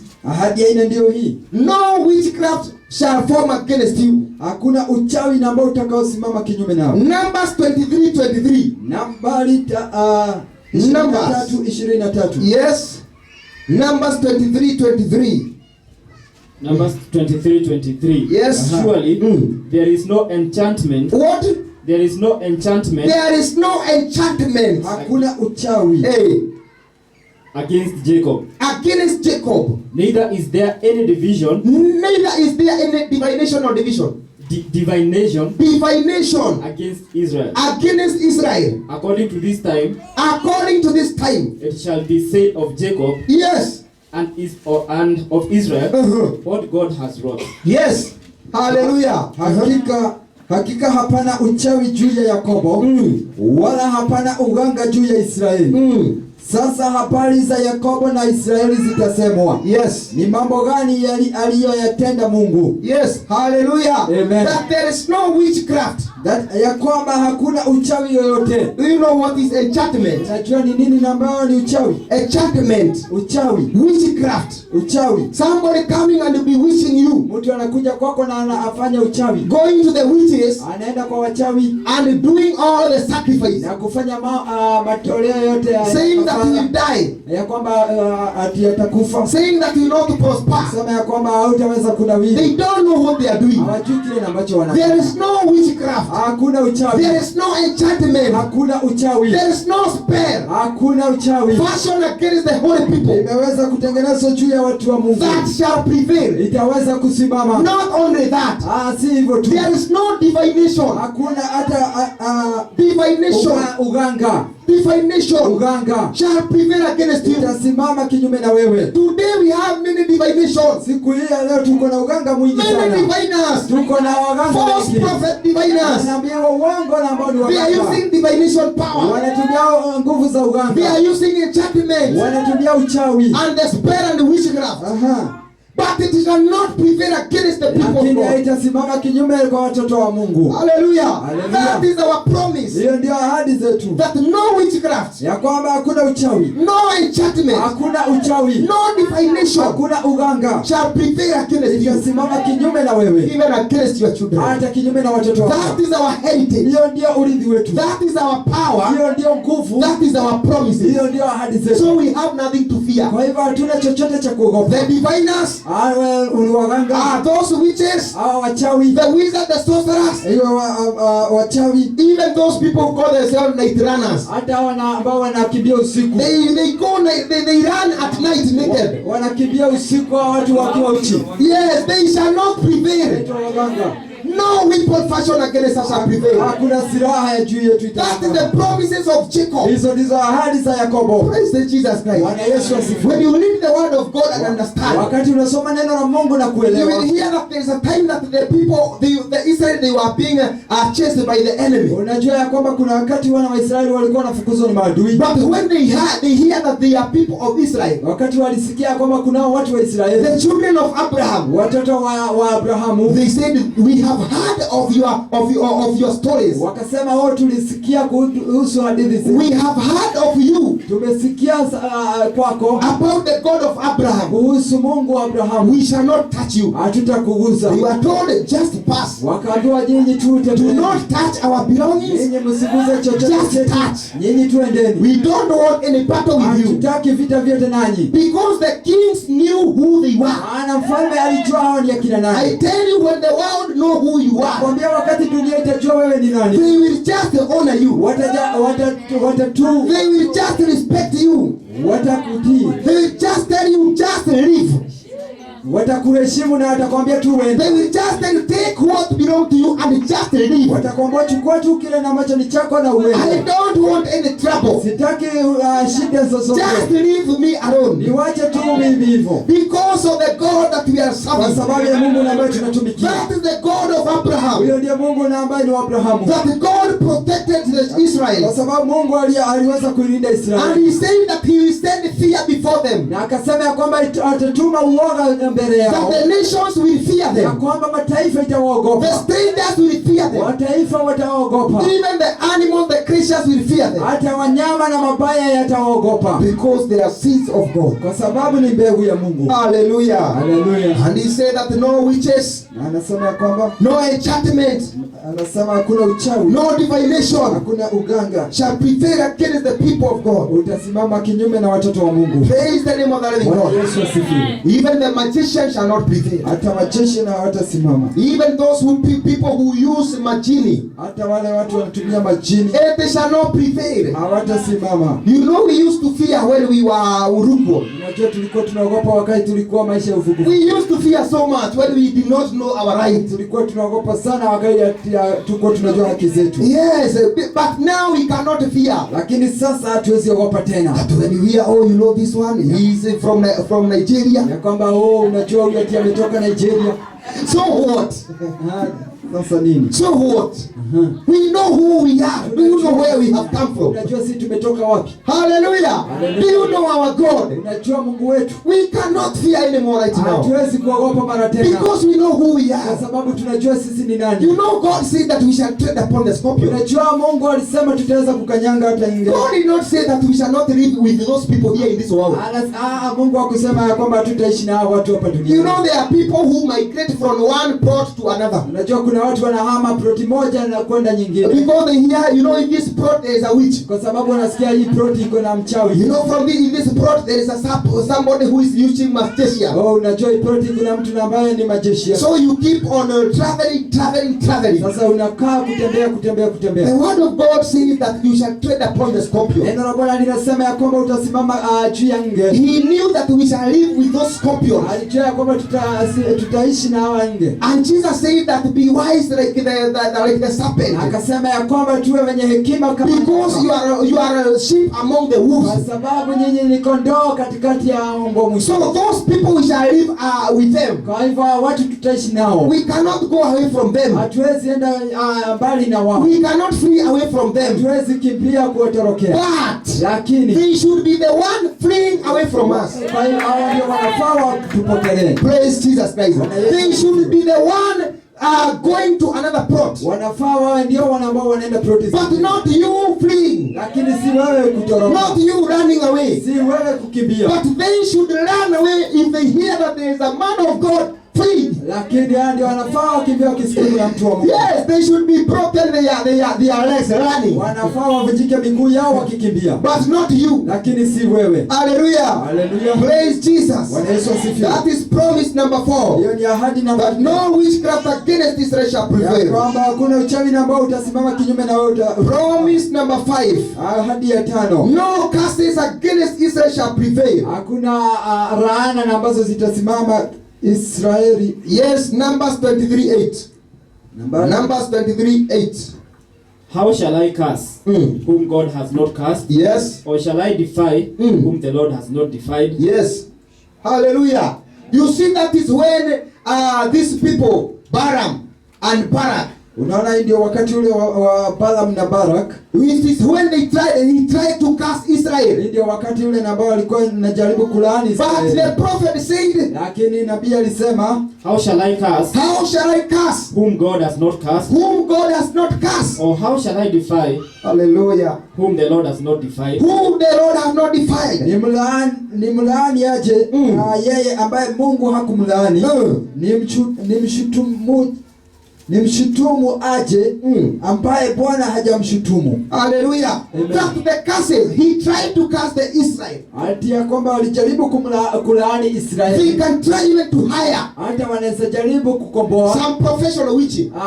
Kukomboa wachawi. But they cannot prevail. Lakini hawawezi kushinda. Because what God has blessed is blessed. Kwa sababu kile ambacho Mungu amebariki kimebariki. Nobody can curse what God has blessed. Hakuna kitu ambacho mtu anaweza laani ile ambayo Mungu and they did not prevail. Na hawakuweza kusimama. You know, when they curse, unajua wakati wanalaani, God was turning their curses into blessing. Mungu alikuwa anabadilisha laana zao kwa baraka. Deuteronomy 23:5. Kumbukumbu la Torati, you will hear what they say. 23. When they are cursing you, thinking that they are cursing you, the more they curse you, the more you shall be blessed. Amen. Look at this. Don't fear about the curses. Don't fear about curses. When you hear those curses, turn them to blessing. God will be turning them to blessing. The more they curse you, the more God will lift you up. Amen. Read there, Deuteronomy 23:5. Nevertheless, the Lord thy God, yes, would not hearken unto Balaam. He would not hearken unto Balaam. But the Lord thy God turned the curse into a blessing. Look at that. Unto thee. And the Lord turned those curses into blessings. Amen. Na Mungu akabadilisha hizo laana kwa baraka. Lakini Bwana Mungu wako hakukubali kumsikiza huyo Balaam. Yes. Bwana Mungu wako aliyageuza yale maapizo kuwa ni baraka kwa vile alivyokupenda Bwana Mungu wako. Hallelujah. Nevertheless, the Lord their God would not hearken unto Balaam, but the Lord your God turned the curse into blessing unto thee, because the Lord your God loves you. Amen. It's Jesus Christ. Amen. Declare that every curses that set against you, let it become blessing in Jesus' name. Amen. It shall turn out to be a blessing in Jesus' name. Kuwa baraka. Because God loves us. Maana Mungu anatupenda. He loves those that obey him. Anapenda wale He ambao loves those that cherish his word. anapenda wale ambao wanashika neno lake. Yes, he loves those that preserve his commandment. Anapenda wale ambao wanashikilia sheria So zake. their curses shall be a blessing to us. Kwa hivyo laana zao zitakuwa baraka kwetu. They say, oh, these people, we cast these people. Wanasema tunawalaani hawa watu. But I see these people, they are becoming blessed. Lakini naona hawa watu bado wanabarikiwa. So their curses will bless us. Kwa hivyo laana zao zitatubariki. Praise Jesus Christ. Bwana Yesu asifiwe. Because we are children of God. Kwa sababu sisi ni wana wa Mungu. That is the heritage of those people that fear Hiyo God. ndio urithi ya wale ambao wanamuogopa Mungu. My dear brother, my sister, Ndugu yangu, dada yangu, you will not now fear henceforth. sasa hautaogopa kuanzia sasa. You will not fear. Hautaogopa. Even if you are married to those people you hear that their tradition is a witch, Hata kama umeolewa kwa wale ambao unasikia kwao ni wachawi, it shall not hurt you. haitaweza kukudhuru. Their curses shall be your blessing. Laana zao zitakuwa baraka Do kwako. not fear Usije ukaogopa to marry them. kuwaolea. Do not fear Usije to ukaogopa be married in their family. kuolewa kwao. Do not even reject that man. Hata usije ukakataa huyo mwanaume Because you hear their family are witches. sababu unasikia ati kwao ni wachawi. You know your family are blessed. Wewe unajua familia yako imebarikiwa. The blessed line of the blood of Jesus. Unajua kwamba umebarikiwa katika lineage And you shall overcome. na utaweza kushinda. Hallelujah. Hallelujah. So let no one trouble you. Kwa hivyo mtu yeyote asikusumbue. And let nobody threat you with the curses. Na mtu yeyote asiweze akakuthreat na laana. Because we are blessed people. Kwa sababu sisi ni watu ambao wamebarikiwa. Hallelujah. Hallelujah. Promises number 6. Ahadi ya namba 6, You will not be put to shame. hautaweza kuwekwa kwenye aibu. We shall not be put to shame. Hatutawekwa kwa aibu. Hallelujah. Hallelujah. I hope this can be understood by the people of the world. Those that are saying, oh, I cannot be born again. Oh, it is not. If they just realize the promises that we are promised the people of God, Kama tu watajua zile ahadi ambazo tumeahidiwa ni Mungu. they can all run to Jesus. Wote wanaweza kimbia kwake They Yesu. can all run to Jesus. Wanaweza kimbia wote kwa People Yesu. today are looking for protection. Watu leo wanaangalia tu They are looking for protection. wanaangalia kulindwa. They are looking for blessings. Wanaangalia baraka. They are looking for powers. Wanaangalia nguvu. And they ask the witches, Na wanaenda kuwaulizia wachawi. power, Nguvu, riches, utajiri, protection, ulinzi and authorities. na hata mamlaka. But if they know the authority that comes from being a child of God, Lakini wakijua mamlaka ambayo inatokana na mtoto you wa shall Mungu, tread upon the scorpion. utasimama juu ya No weapon shall form against shall prevail. hakuna silaha itasimama kinyume na No witchcraft form against shall prevail. hakuna uchawi utasimama kinyume na No curses form against shall prevail. hakuna laana litasimama kinyume na If wewe. they just know the promises of God in their life, Kama watajua tu ahadi za Bwana juu ya they maisha would yao, all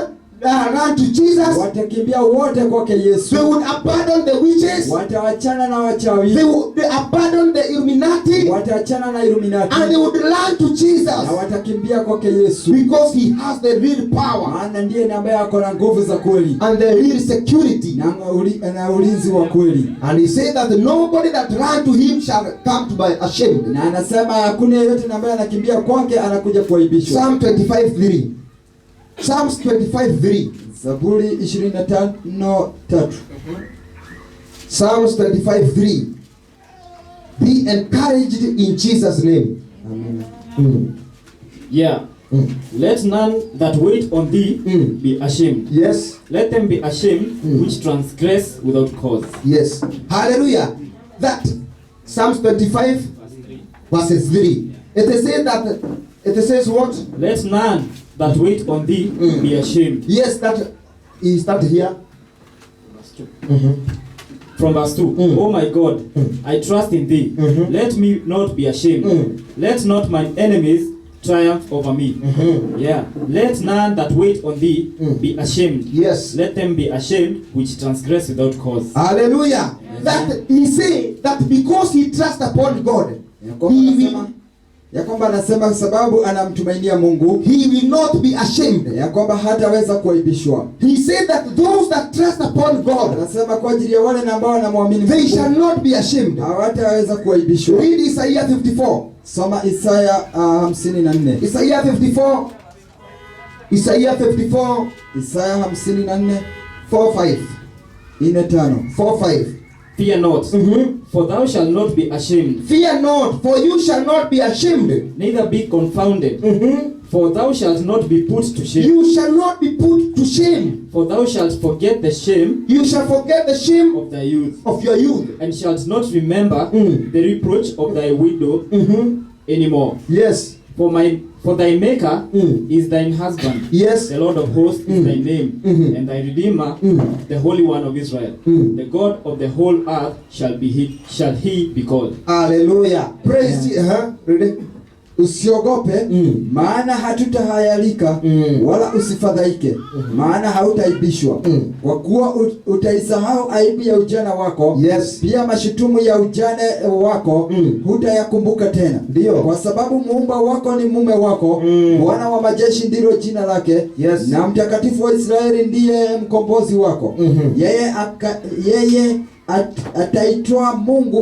ataitwa Mungu wa dunia yote. Hallelujah. Praise Jesus Christ.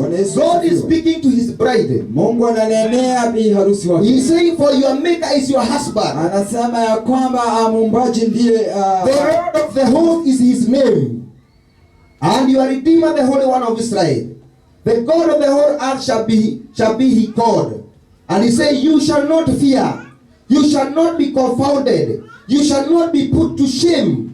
Hallelujah. Hallelujah. The same way that David says, Vile Daudi na alivyosema, yes, that none that trust upon God shall be put in shame. ya kwamba hakuna yeyote ambaye amtumainie Mungu ataweza kuaibishwa. So they said, oh, since you followed Jesus, Sasa wanasema kwanza ulipoanza kumtumainia you will be ashamed. Yesu utaibishwa. Since you started following holiness, Wakati ulianza kufuata utakatifu, I see you will be ashamed. yana utaibishwa. They tell you they will disappoint you. Wanaanza kukuua moyo. They tell you, where are you heading now? Wanakuuliza sasa unaenda wapi? Now you have become old. Sasa umekuwa mzee. You don't have a wife. Sasa hauna You mume. don't have husband. Hauna mume. Look at you, how shameful you are. Angalia sasa venye umeaibishwa. But I tell you, those that trust God, Lakini nakwambia kwa wale na ambao they shall not be put to shame. hawataweza kuaibishwa. Even if you have waited upon God, Hata kama umemwongoja Mungu, God has never ashamed his Mungu people. hajawahi aibisha watu wake. The situation that you are, Katika ile majira ambayo what you uliko, may be passing through,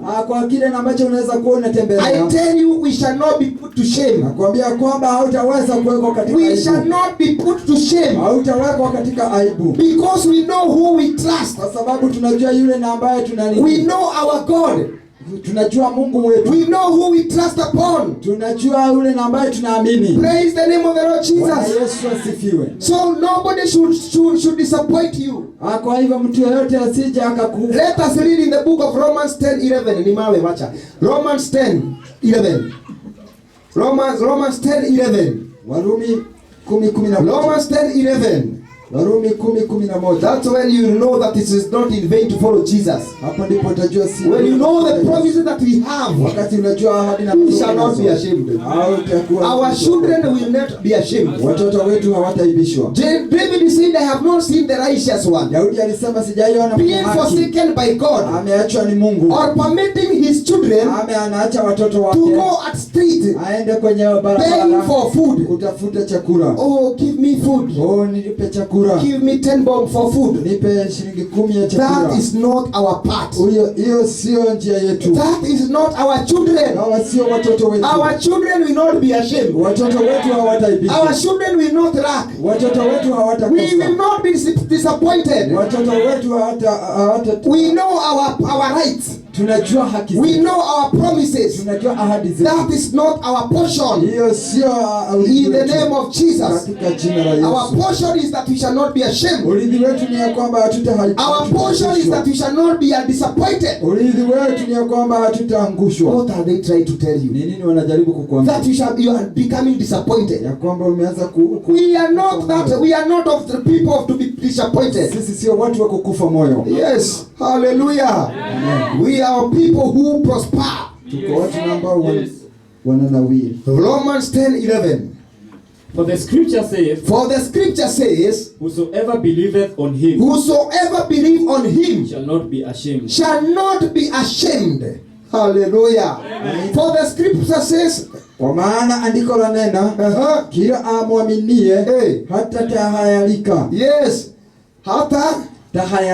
Hataona aibu. Hiyo.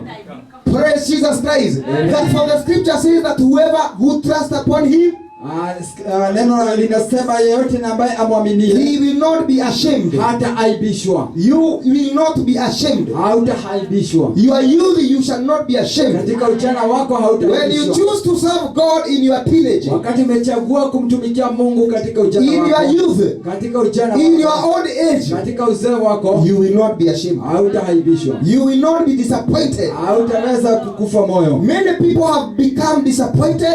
Watu wengi wamekuwa wakuuliwa moyo. They have become disappointed Wamekuwa watu wakuuliwa moyo because they have served other kwa gods, sababu wametumikia miungu mingine. but not you. Lakini si wewe. You shall not be ashamed Wewe hautaibishwa because of serving kwa Jesus, sababu ya kumtumikia because of reading all the worldly kwa things sababu ya kuesha mambo yote ya dunia and following Jesus. na kumfuata Yesu. It shall not be your portion. Haitakuwa urithi wako. Hallelujah. Haleluya. Praise Jesus. Bwana Yesu asifiwe. Let us read it again.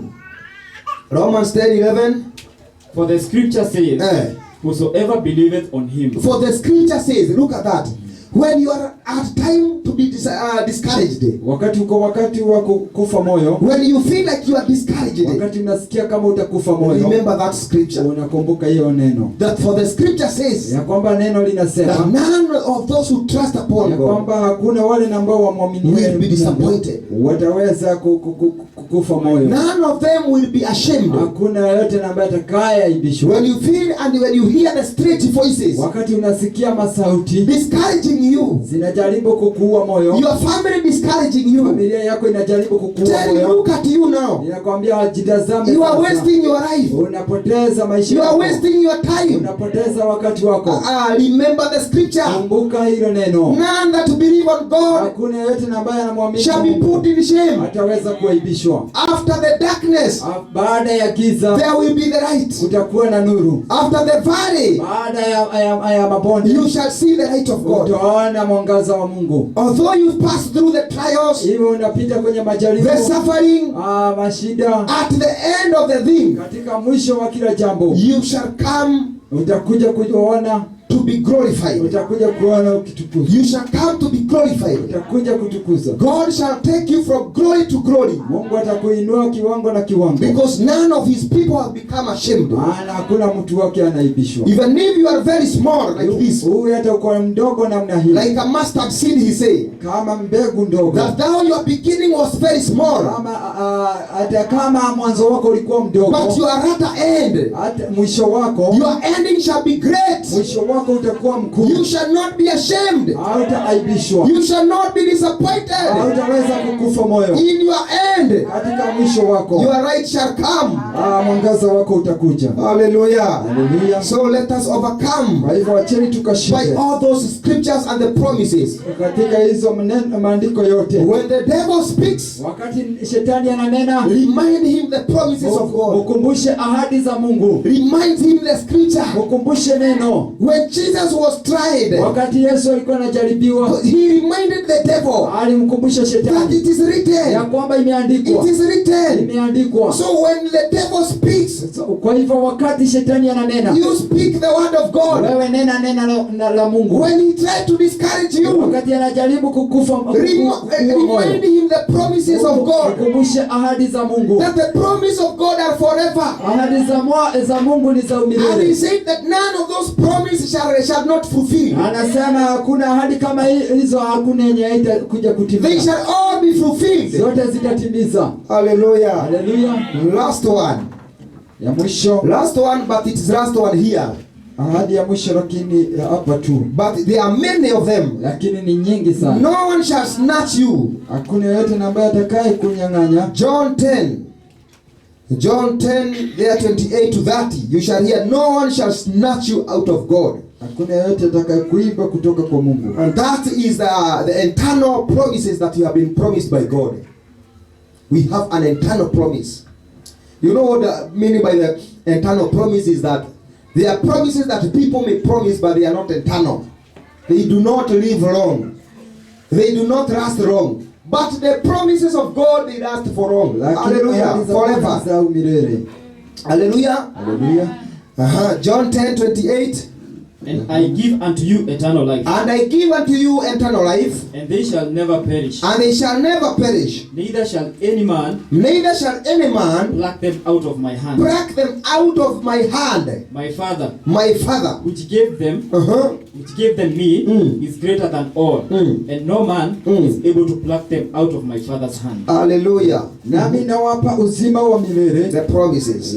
Nawapa uzima wa We milele. have been given the eternal life. Wala hawatapotea kamwe. Nobody shall be lost. Wala hakuna mtu atakayewapokonya katika mkono wangu. Oh yes. Baba yangu aliyenipa hao ni mkuu kuliko wote. Hallelujah. Wala hakuna mtu awezaye kuwapokonya katika mkono wa Baba yangu. Yes. Hallelujah. Amen. Praise Jesus. Bwana Yesu asifiwe. That promise, the greatest promise is now here. Sasa ile ahadi ambayo ni kuu sana hapa The promise of eternal life. ni ahadi ya umilele. That nobody shall snatch you out of Jesus. Na kwamba hakuna ambaye atakayekupokonya kutoka kwake Yesu. When you have been born again, Wakati umezaliwa mara ya pili, when you have committed yourself to God, wakati umejipeana kwake, nobody will snatch you out of Christ. hakuna mtu ambaye atakayekupokonya And kwake he Kristo. said that he will give you eternal life. Na anasema atakupa umilele. That is the promise to the righteous people. Hiyo ndio ahadi ya wenye haki. He said that in the end time, Anasema nyakati za mwisho that the devil will try to deceive the elected. Shetani atajaribu kuwadanganya waliochaguliwa. But because of the elected one, Lakini kwa sababu ya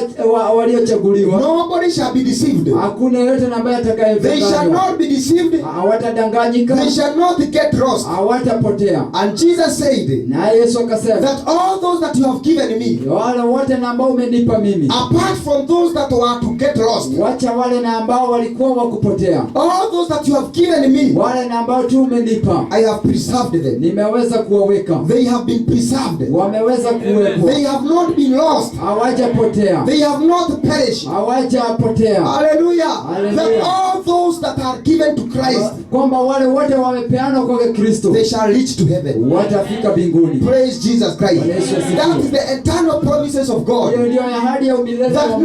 none of them shall be lost. Ya kwamba hakuna yeyote wao ataweza None of kupotea. them shall be deceived. Hakuna mmoja wao ataweza kudanganyika. Because we have the mark of God. Maana wako na maki ya Mungu. We try to be sold out.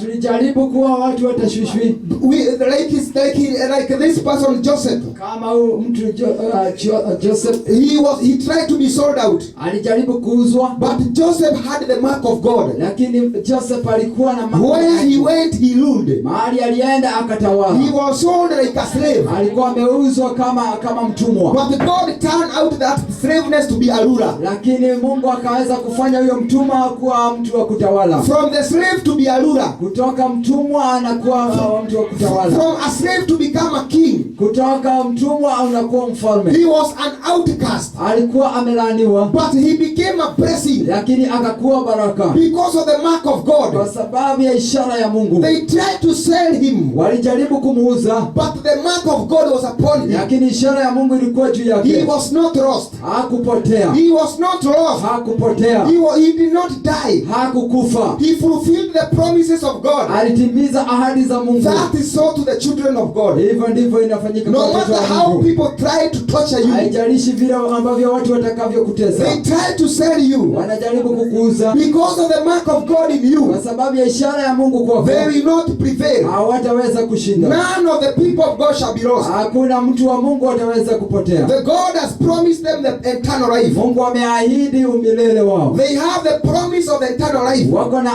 ahadi ya And umilele. nobody shall snatch them out Na of him. hakuna yeyote atakayewapokonya kutoka kwake. Because of the love of God. Kwa sababu ya upendo wa And he Mungu. said that no tribulation, Na anasema hakuna dhiki, no sword, hakuna upanga, no angel, hakuna malaika, no trial, hakuna majaribu, even no angel hata hakuna malaika shall try to separate you from the love of God. atajaribu kukutenganisha na upendo wa Mungu. That is the special love that God loves his Hiyo ndio people. ile upendo ambao ni wa kipekee Mungu anapenda watu wake nao. And if you are the sheep of God, Kama wewe ni kondoo wa Mungu, if you are born of God, kama umezaliwa na Mungu, you will not miss the kingdom of God. hautakosa kuona ufalme wa You Mungu. will not be deceived. Hautaweza kudanganywa. You will will know the truth. utajua ukweli. Nobody shall snatch you out of him. Hakuna mtu atakunyang'anya kutoka The kwake. false prophet, Manabii wa they shall uongo not prevail. hawatasimama. The devil shall not prevail. Shetani hatasimama. God will fight his own. Mungu atajipigania. God will fight for his own people. Mungu atapigania watu wake. And he will take them home. Na atawapeleka nyumbani. That is the eternal promises that God has Hiyo promised ndio us. ahadi ya umilele ambayo Mungu ametuahidi. That after this world, Ya kwamba baada ya dunia hii, if you are the child of God, kama wewe ni mwana wa Mungu, you belong to the kingdom of God. unafaa katika ufalme wa Mungu. It doesn't matter where they are. Haijalishi mahali na ambako waliko. They may be worshiping today with Muhammad. Wanaweza kuwa wanaabudu huko kwa Muhammad. But if they are children of God, Lakini kama ni wana wa Mungu, none will be lost. hakuna ambaye atakayepotea. They will be snatched out. Wataweza kupokonywa And they will be promised. They will be see the kingdom of God. na wataweza kuona ufalme wa It Mungu. doesn't matter which church they are, Haijalishi kanisa ambalo wako siku or hizi. how deeper they may be in Satanism. Ama vile ambavyo wako ndani sana katika uabudu wa If shetani. they are chosen by God, Kama wamechaguliwa na Mungu, they have the mark of God. wako na ishara ya Mungu, They have the eternal promises. wako na ahadi ya umilele. Don't ask how will they be saved. Usiulize wataokolewa namna gani. Don't ask who will save them. Usiulize nani atakayewaokoa. Who will preach to Ni them. nani atakayewahubiria. I tell you, if they are the children of God, Nakwambia kama hawa ni wana wa Mungu, they have the eternal promises. wako na ahadi za umilele. They will know the truth. Watajua ukweli, They will be plucked out of them. watatolewa kutoka katika They utumwa. will come to be saved. Watakuja na kuokolewa. Because those are the promises of God. Maana hizo ndizo ahadi za Mungu. Hallelujah. Hallelujah. Those are the 7 promises of God Hizo ndizo ahadi 7 za Mungu to the righteous kwa people. wenye haki. And those promises, Nazo hizo ahadi they are only to those that are holy. ni za wale tu ni watakatifu, They that are righteous. wale tu wenye haki, They that are obedient. wale tu wenye kutii, To they that follow God. wale tu wanamfuata Mungu, They that humble themselves. wale ambao wanajinyenyekea, And those that hear the word of God na wale ambao usikiza neno la and Mungu obey his instructions. na kutii amri I zake. tell you, they shall be preserved. Wale nakwambia They wataweza shall enjoy the promises of God. wataweza kufurahia ahadi za Mungu. There is no such a blessing. Hakuna baraka. The blessings come from obedience. Baraka inatokananga na kutii. The promises come from obedience. Ahadi zinatokananga na kutii. And God will fulfill his word. Naye Mungu ataweza kutimiza neno lake. He said he will follow his word until the latter. Anasema atafuata neno lake mpaka mwisho, Until it is fulfilled. mpaka itimie. That he said he is God. Anasema yeye ni Mungu, And he stand and follow his word. anasimama na kufuata neno And lake, he fulfill his na word. anatimiza neno lake. So do not fear. Kwa hivyo usije kuogopa, Just rely upon the promises of God. wewe weza tu kujiweka katika neno la Mungu. Continue to be holy.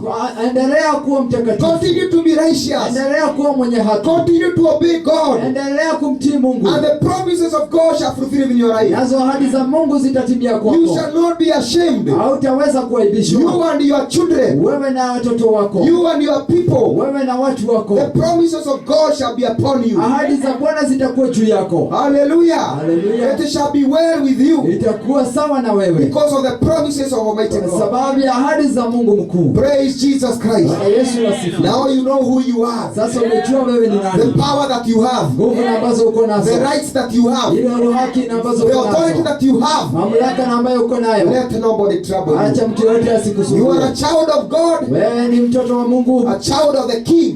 mtoto wa You mfalme. should be proud of who you are. Unafaa ufurahie wewe ni You nani. should be proud of walking in righteousness. Unafaa ufurahie kwa kutembelea For uhaki, you know it is not in kwa vain. sababu unajua si bure. You know the wages of sin is death. Unajua mshahara wa dhambi ni mauti, But the wages of righteousness lakini mshahara wa haki is eternal promises. ndio ahadi za The umilele, blessings of God. ni baraka za Mungu. Hallelujah. Hallelujah. So let us serve God when we are proud. Kwa hivyo tumtumikia Mungu kama tumefurahia, Because we know the power and the promises to be a child kwa of sababu God. tumejua nguvu na mamlaka ya kuwa katika mtoto wa Mungu. Hallelujah. Hallelujah. Let us pray now in Jesus' Chini name. tuombe. Mighty Father, in the name of Jesus, we come before you. We glorify your holy name and we praise you because there is none like you. All the glory we give unto you, all the praises we give unto you in the name of Jesus. Jehovah God, we have risen, we have watched, we have heard you, Jehovah, what you are saying under the promises that you have spoken, that none of those promises shall not be fulfilled. Oh God, mighty God, you have spoken that when we fulfill the righteousness, when we become obedient, when we follow you and become faithful, oh God, you have spoken the blessings of God upon our life, the promise of God upon our life, that we shall not be ashamed, that no weapon formed against shall prevail, that there is no witchcraft, that there is no weapon formed against your people prevail, in the name of Jesus Christ. Mighty Father, from now on, Jehovah, I declare that every curses, that every witchcraft, that every sickness, that every weapon of death, of destruction be broken, be destroyed in the name of Jesus. Every curses be turned to be a blessing in the name of Jesus. Mighty Father Redeemer, I declare, Jehovah God, that your people shall not be ashamed. Their children shall not be ashamed. Their marriage shall not be ashamed. This ministry shall not be ashamed. In the mighty name of Jesus. For we trust a living God, a holy God, a powerful God, in the name of Jesus. Mighty Father Redeemer, you have spoken that you will fight against our enemies, that you will fight against those that oppose us, Lord. I pray, Jehovah God, that the power of God that you have spoken, the power in the name of Jesus, Lord, receive, let your Holy Spirit come down with the power, with the grace, with the signs and wonders in the name of Jesus. We receive that power in the name of Jesus. Somebody receive the grace, receive that power, receive that authority, receive that power in the name of Jesus. Oh Jehovah God, you have spoken to us that we are overcomer. We shall overcome the world in the name of Jesus. We are overcomer. We are more than conqueror. In the name of Jesus, we overcome death. We overcome sickness. We overcome the challenges. We overcome this year. We overcome all the darkness, all the power and the spells. In the name of Jesus Christ, mighty Father, we thank you for the power and the promises that are eternal. The promises of the eternal, we thank you, Lord, that we shall never be lost. We shall never be taken out of your hand. In the name of Jesus, the tribulation, the persecution, they shall not rob us away from you. In Jesus' name, the famine, the hunger, it shall not rob us away from you. In Jesus' name, mighty Father, I pray, Jehovah God, the grace of God upon your children to wait upon you, for they shall not be ashamed. In the name of Jesus, give us the grace, the strength to overcome every battle, to overcome every challenge, and to overcome every report in the name of Jesus. Mighty God, we declare that we are blessed in the name of Jesus. We receive the heritage and the promises of your children, oh Lord, in Jesus' name. In Jesus' name. And we receive the promise that we shall see the promise of the eternal kingdom of God. In the mighty name of Jesus, we do pray and even believe. Amen. Amen. Amen. Amen. Thank you, Jesus. Thank you, Jesus. Thank you, Jesus. We glorify the Lord Jesus. We praise Him. We thank Him. Hallelujah. Yes, may God be glorified forever, forever in Jesus' name. May the Lord bless you in Jesus' name. The Lord bless you so much. Even those that are watching from YouTube live, the Lord bless you, all of you, in Jesus' name. We are blessed people, and we are blessed even in this year 2021. That the promises, by the promises of God, we shall overcome. Hallelujah. By the promises of God, we shall overcome everything. Remind and remember the promises of God, and you shall overcome. Hallelujah. Amen. Amen. Install the Apostle Simon Geshinga application on Play Store for the End Time Epistles, writings of the last days with apostolic wisdom and revelation of the Word of God that prepares the bride of Christ for the marriage feast of the Lamb of God. Beyond, the kingdom of God is near and Jesus Christ is coming soon. Install from Play Store and read the epistles. It's offline once you download.